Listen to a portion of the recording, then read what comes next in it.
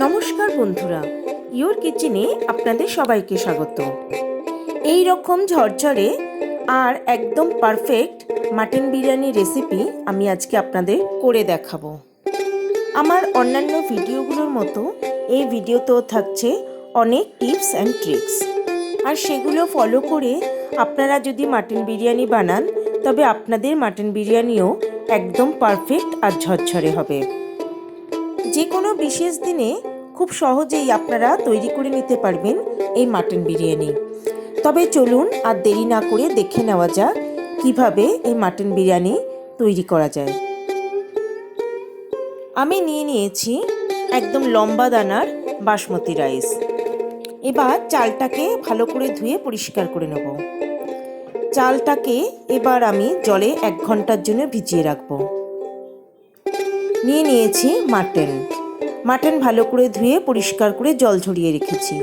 এবার এর মধ্যে দিয়ে দেব আদা বাটা, দিয়ে দেব রসুন বাটা,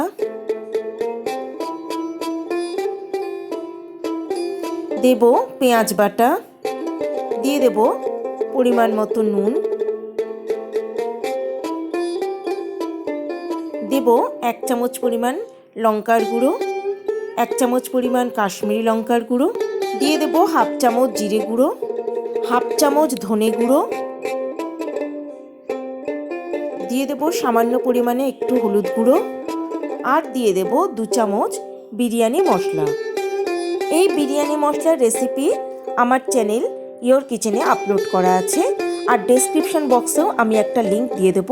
এবার এর মধ্যে দিয়ে দিলাম ফেটিয়ে রাখা টক দই। এবার সমস্ত কিছু দিয়ে মাটনটাকে খুব ভালো করে ম্যারিনেট করতে হবে।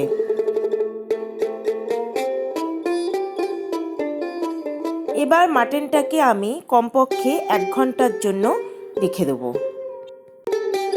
2 মিডিয়াম সাইজের পেঁয়াজকে খুব মিহি করে আমি কুচিয়ে নিয়েছি। এটা দিয়ে আমি পেঁয়াজের বেরেস্তা তৈরি করব। আমি কয়েকটা আলুকে এই রকম ডুমো ডুমো করে কেটে নিয়েছি এবং খুব ভালো করে ধুয়ে পরিষ্কার করে নিয়েছি। এর মধ্যে দিয়ে দিলাম কিছুটা হলুদ গুঁড়ো, আর দিয়ে দিলাম সামান্য পরিমাণে নুন। এবার এই নুন আর হলুদ দিয়ে আমি আলুটাকে খুব ভালো করে মেখে নেব।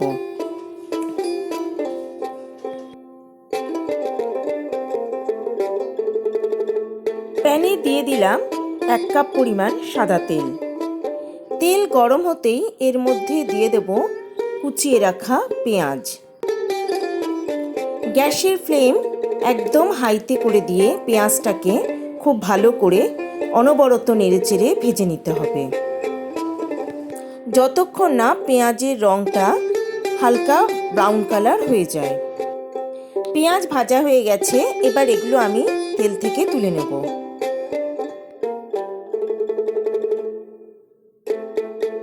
এবার ওই তেলের মধ্যে আমি দিয়ে দেব নুন হলুদ মাখিয়ে রাখা আলুর টুকরোগুলো। এবার গ্যাসের ফ্লেম একদম লো করে দিয়ে ঢাকা চাপা দিয়ে আলুগুলোকে একটু লাল লাল করে ভেজে নিতে হবে। আলুগুলো বেশ ভালো করে ভাজা হয়ে গেছে, এবার এগুলো আমি তেল থেকে তুলে নেব। এবার এই তেলের মধ্যেই দিয়ে দেব ম্যারিনেট করে রাখা মাটনটা। খুব ভালো করে মাটনটাকে কষিয়ে নিতে হবে, আর এই সময় গ্যাসের ফ্লেম থাকবে মিডিয়ামে।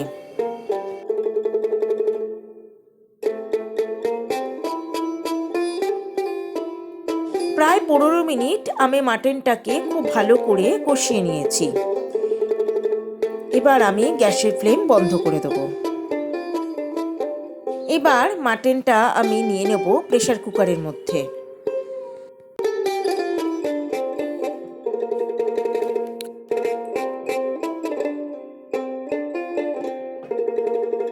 এবার যে প্যানের মধ্যে আমি মাটনটাকে কষিয়েছিলাম সেটার মধ্যেই আমি জল দিয়ে ভালো করে ফুটিয়ে নিয়েছি। সেই গরম জলটাই আমি এখানে দিয়ে দিলাম। আমি এখানে 200 ml মতো জল ব্যবহার করেছি। এবার মাটনটাকে আমি খুব ভালো করে সেদ্ধ করে নেব। একটা বড় প্যানে আমি নিয়ে নিয়েছি পরিমাণ মতো জল। তার মধ্যে আমি দিয়ে দিলাম বেশ খানিকটা নুন। জলটা যেন বেশ পরিমাণ নোনতা হয়। এবার এর মধ্যে আমি দিয়ে দিলাম 2 চামচ পরিমাণ সাদা তেল। আর এই জলের মধ্যে আমি দিয়ে দেব 1 চামচ পরিমাণ বিরিয়ানির মশলা। এবার খুব ভালো করে নেড়েচেড়ে সমস্ত কিছুকে মিশিয়ে দিয়ে এবার হাই ফ্লেমে ঢাকা দিয়ে এটাকে আমি ভালো করে জলটাকে ফুটিয়ে নেব।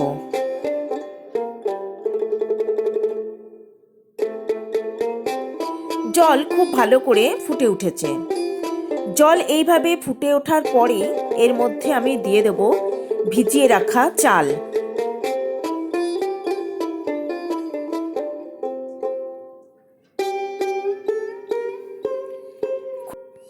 একবার ভালো করে নেড়ে দিলাম। এবার এটাকে আমি হাই ফ্লেমে ঢাকা দিয়ে ফুটতে দেব যতক্ষণ না ভাতটা পুরোপুরি তৈরি হয়ে যায়। ভাত পুরো তৈরি হয়ে গেছে, কিন্তু পুরো ভাত আমি নর্মাল যেরকম আমরা বাড়িতে খাবার ভাত করি সেরকম করব না, তার থেকে একটু শক্ত রাখবো। 80% আমি ভাতটাকে রান্না করে নিয়েছি। এবার গ্যাসের ফ্লেম বন্ধ করে দেব আর আমি ভাতের ফ্যান বা জলটাকে ঝরিয়ে নেব। ভাতের সমস্ত জলটা ঝরিয়ে নিয়েছি। এই রকম ঝরঝরে কিন্তু একটু শক্ত ভাত আমি তৈরি করে নিয়েছি। গরম দুধের মধ্যে বেশ কিছুটা কেশর আমি ভিজিয়ে রেখেছিলাম। একটা বোলের মধ্যে নিয়ে নিলাম কেওড়া ওয়াটার। তার মধ্যে দিয়ে দিলাম গোলাপ জল বা রোজ ওয়াটার। আর এর মধ্যে আমি দিয়ে দেব মোগলাই আতর বা মিঠা আতর।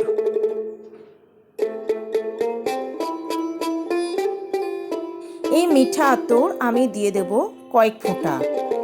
এটা বেশি দেওয়া যাবে না, বেশি দিলে এটা একটু বেশি ঝাঁঝালো গন্ধ হয়ে যাবে। আমি এইরকম একটা বড় সাইজের পাত্র নিয়ে নিয়েছি। কয়েকটা তেজপাতা ভালো করে ধুয়ে নিয়ে ওই পাত্রের তলায় আমি দিয়ে দিলাম। এভাবে তেজপাতা দিয়ে নিলে আর নিচের দিকের ভাতটা পাত্রের তলায় লেগে যাবে না। এবার তার উপরে দিয়ে দিলাম কয়েকটা আলু আর দিয়ে দিলাম মাটন থেকে কিছুটা মাটন, আর তার উপরে আমি দিয়ে দেব ভাত। আমার সকল দর্শক বন্ধুর কাছে একান্ত অনুরোধ রইল আমার চ্যানেলটা সাবস্ক্রাইব করার ও পাশে থাকা বেল আইকনটা প্রেস করার। ভাতের লেয়ারের ওপরে আমি দিয়ে দিয়েছি কয়েকটা আলু, দিয়ে দিলাম কিছুটা পেঁয়াজের বেরেস্তা। এর ওপরে দিয়ে দেব গোলাপ জল আর কেওড়া জলের মিশ্রণটা।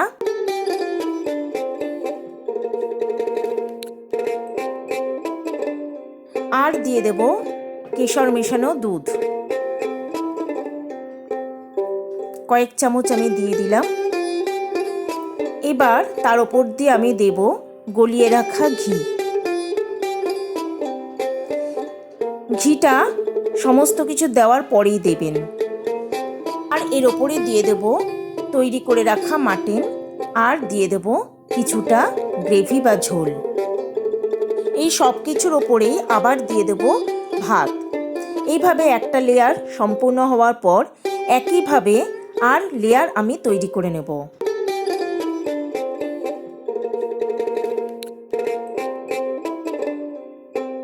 সব লেয়ারে সবচেয়ে ওপরেই থাকবে শুধু ভাত। ভাতটাকে দিয়ে দিলাম, তার ওপরে আমি দিয়ে দিলাম কিছুটা পেঁয়াজের বেরেস্তা। আর এর ওপরে দিয়ে দেব কেওড়া জল, গোলাপ জল আর মিঠা আতরের বাকি মিশ্রণটা। আর দিয়ে দেব বাকি কেশর দুধটা।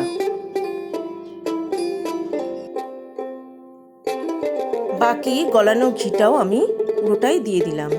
সাইডগুলো দিতে ভুলবেন না। এবার কিছুটা মেখে রাখা আটা নিয়ে নিয়েছি, আর এটাকে এই ডেচকিটার বা এই পাত্রটার চারপাশ দিয়ে এইভাবে আমি লাগিয়ে দিলাম। আপনারা আটার পরিবর্তে অ্যালুমিনিয়াম ফয়েল দিয়েও এটাকে সিল করতে পারেন।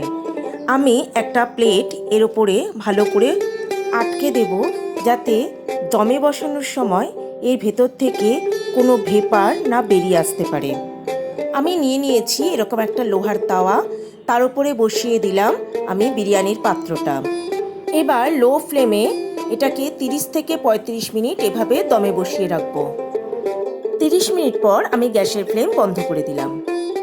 আরও 15 মিনিট পর আমি খুব সাবধানে ঢাকনাটা খুলে দেব। ঢাকনাটা খোলার সময় একটু সাবধানে খুলতে হবে, কারণ ভেতরে অনেকটা ভেপার থেকে যায়। মাটন বিরিয়ানি একদম রেডি হয়ে গেছে। দেখতেই পাচ্ছেন এটা কতটা ঝরঝরে হয়েছে আর একদম পারফেক্ট হয়েছে। আর বিরিয়ানির গন্ধটা জাস্ট অসাধারণ। স্প্যাটুলা বা স্পুন যেটা দিয়ে আপনারা বিরিয়ানি মিক্স করবেন, সেটাকে একদম পাত্রের ধার থেকে একদম তলা পর্যন্ত নিয়ে যাবেন, আর নিচ থেকে সমস্ত মাংস, আলু আর ভাত একসঙ্গে ওপর দিকে এইভাবে তুলে নিয়ে এসে সমস্ত কিছুকে মিক্স করতে হবে। তাহলে যে কোনো দিন এইভাবেই মাটন বিরিয়ানি রান্না করে আপনার প্রিয়জনদের পরিবেশন করুন। রান্নাটা কেমন লাগলো তা কমেন্ট বক্সে লিখে জানালে খুব খুশি হব। আর যদি রান্নাটা ভালো লাগে তবে একটা লাইক, কমেন্ট ও শেয়ার করার অনুরোধ রইল আমার সকল দর্শক বন্ধুদের কাছে। তবে আজকের মতো বিদায় বন্ধুরা, সবাই ভালো থাকবেন, সুস্থ থাকবেন। নমস্কার।